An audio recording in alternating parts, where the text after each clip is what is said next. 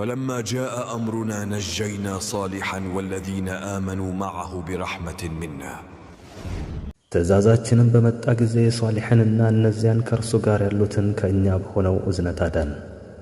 ስለዚህ የአላህን እዝነት በደንብ አስብበት። ከጭንቀት በኋላ እፎይታ ከመጣልህ በአላህ እዝነት መሆኑን አስታውስ። ከህመም በኋላ ማገገም ወደ አንተ ቢመጣ በመድኃኒት ወይም በዶክተር ሳይሆን በአላህ እዝነት ነው። ከሥራ አጥነት በኋላ ሥራ ቢመጣልህ በዲግሪ ወይም በችሎታ ሳይሆን በአላህ እዝነት ነው። ከእረፍት ጊዜና ምቾት በኋላ ለአንተ ልጅ ቢኖርህም በሕክምና ወይም በጥንካሬ ሳይሆን በአላህ እዝነት ነው። እነዚህ ሁሉ አላህ እስኪፈቅድ ድረስ የማይጎዱና የማይጠቅሙ ምክንያቶች ናቸው። ምን ያህሉ የታመሙ ሰዎች ሕክምና ወስደው ያልተፈወሱ ናቸው። ምን ያክል ዲግሪ ያላቸው ሰዎች ሥራ አልተቀጠሩም። ስንት ያገቡ ሰዎች ልጅ አልወለዱም። አንተ በውስጡ ያለህበት መልካም ነገር ሁሉ በአላህ እዝነት ነው።